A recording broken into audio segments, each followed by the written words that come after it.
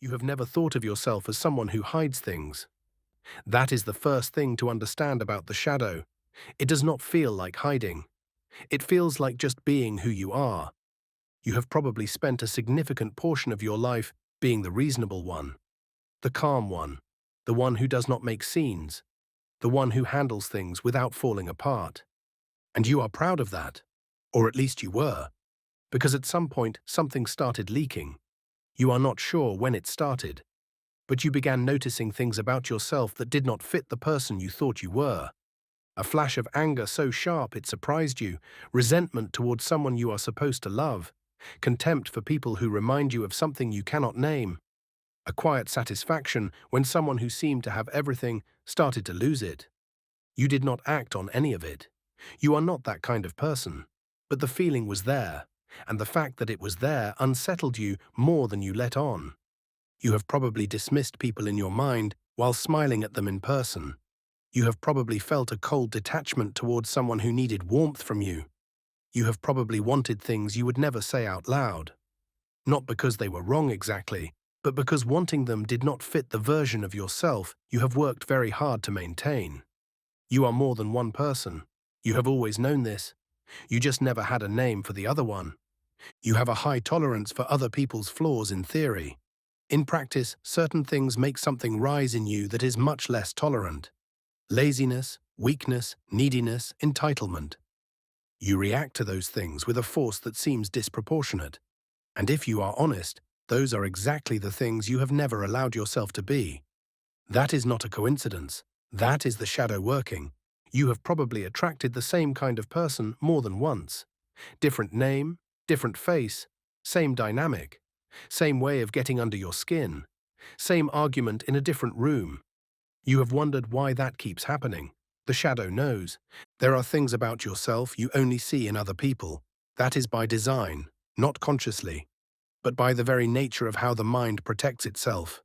What it cannot integrate, it projects. What it cannot accept, it assigns to someone else. And so you see in others what you carry in yourself.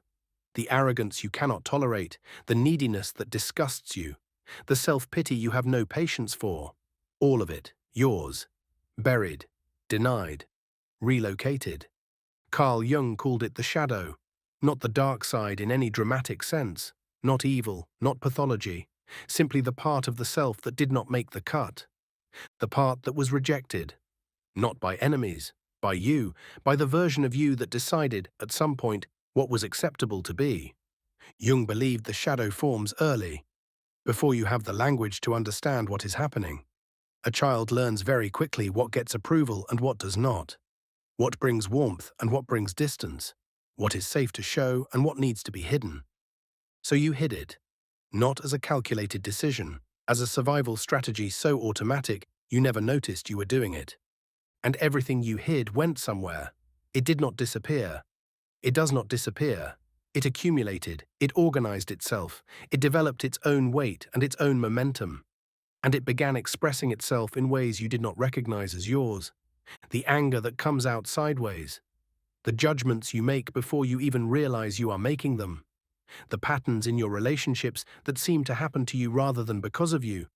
The things you say when you are tired and the filter slips. That is not the real you breaking through. That is the unlived you, the unacknowledged you, the you that was never given a room to exist in. Jung said something that most people are not ready to hear. He said that everything unconscious gets projected outward, which means that the people who irritate you most are carrying something you have disowned in yourself. Not always, but more often than is comfortable. Think about the last person who genuinely got under your skin. Not the surface irritation, the deeper kind, the kind that lingers, the kind that makes you think about them when you have no reason to. Ask yourself honestly what quality in them you cannot stand, and then ask yourself when was the last time you allowed yourself to have that quality. That is not a comfortable question. It is not supposed to be. The shadow does not respond to comfort, it responds to honesty. Here is what makes this harder. The more developed your sense of self, the larger your shadow tends to be. The more you have built an identity around being a certain kind of person, good, competent, rational, kind, the more material had to go underground to maintain that identity. You have probably spent decades being the one who has it together. That is real. That took work, but it also took cost. Every time you swallowed something, instead of expressing it, it went somewhere. Every time you performed stability when you felt anything but, something accumulated.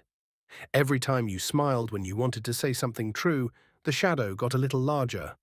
It is not a moral failure, it is a human one. And it is one that Jung believed could not be resolved by more effort in the same direction. You cannot willpower your way out of a shadow. You cannot discipline it into silence. You cannot be good enough to make it disappear. The only thing that works, the only thing Jung found that actually works, is to turn toward it, not to become it, not to unleash it, but to stop pretending it is not there, to look at the anger without calling yourself a bad person, to sit with the envy without performing generosity over the top of it, to acknowledge the contempt, the resentment, the coldness, without making them mean something final about who you are. Jung called this integration, not acceptance in the soft sense, recognition in the honest sense. The shadow does not want to destroy you. It wants to be seen. It has always wanted to be seen. It has just been using the wrong methods to get your attention. There is a particular kind of exhaustion that comes from maintaining a self that is only partly true. You may know something about that. The energy it takes to keep certain things out of the room. The low-level vigilance of monitoring yourself. Making sure the wrong thing does not surface. Making sure the mask stays on. That vigilance is expensive. It runs quietly in the background, but it costs something. It costs presence. It costs spontaneity. It costs the particular kind of ease that only comes when you are not managing yourself. People who have done this work, who have actually turned toward their own shadow rather than away from it, tend to describe the same thing. Not freedom exactly, something more like rest, the rest that comes from no longer spending energy on containment. The rest that comes when the parts of you that were in exile are allowed, carefully, honestly, to come home. Jung believed that the goal was never perfection. It was never the elimination of darkness, it was wholeness. And wholeness, by definition, includes the parts you would rather not claim. The parts that embarrass you, the parts that contradict the story you tell about yourself, the parts that surface at 2 in the morning when you cannot sleep and you are left alone with your actual thoughts. Those parts are not your enemy. They are you. The you that has been waiting for acknowledgement longer than you probably realize. You are not as simple as you have tried to be. You never were. And somewhere underneath the years of managing yourself, you already know that. The shadow is not a problem to solve. It is a depth to recognize. And recognizing it does not make you less. It makes you whole, which is something very different and something much harder to take apart.